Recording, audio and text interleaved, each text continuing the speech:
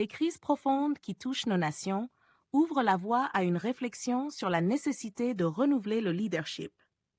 Beaucoup d'observateurs avertis de la scène sociopolitique s'accordent à dire que la sortie de ces crises multiples passe par un nouveau leadership.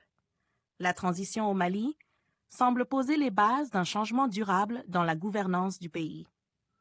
On peut noter, par exemple, les efforts de certains dirigeants africains, comme le président du Bénin, Patrice Talon, qui a pris des mesures pour réduire le nombre de partis politiques dans son pays afin de rationaliser la gouvernance. Dans le contexte malien, cette idée n'est pas nouvelle. Depuis longtemps, des voix se sont élevées pour réclamer non seulement une limitation du nombre de formations politiques, mais aussi l'émergence de nouveaux leaders politiques. Avant même le coup d'État de 2012, des partis comme la CODEM prônaient déjà le renouvellement du leadership.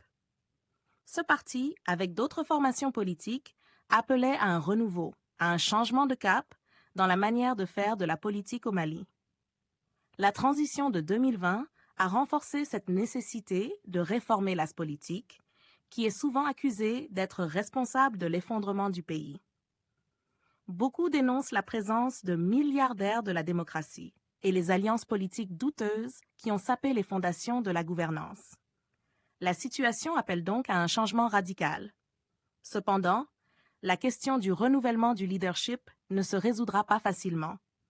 La mise en place de nouveaux leaders devra probablement passer par une modification des règles du jeu électoral. Dans ce contexte, certains se demandent si le colonel Assimi Goïta, leader de la transition malienne, pourrait suivre le modèle de Paul Kagame au Rwanda et devenir un acteur majeur de ce renouveau. Il est encore trop tôt pour l'affirmer, mais des signes montrent qu'il pourrait impulser un nouveau leadership au Mali. Reste à savoir s'il bénéficiera du soutien nécessaire pour y parvenir. L'avenir nous dira si ces engagements au sein de l'Alliance des États du Sahel permettront de tracer une nouvelle voie pour le Mali et pour l'ensemble de la région. N'hésitez surtout pas à liker si vous avez trouvé ces informations utiles. Partagez votre avis avec nous dans l'espace des commentaires et abonnez-vous à la chaîne pour ne rien rater de nos prochaines vidéos. Merci.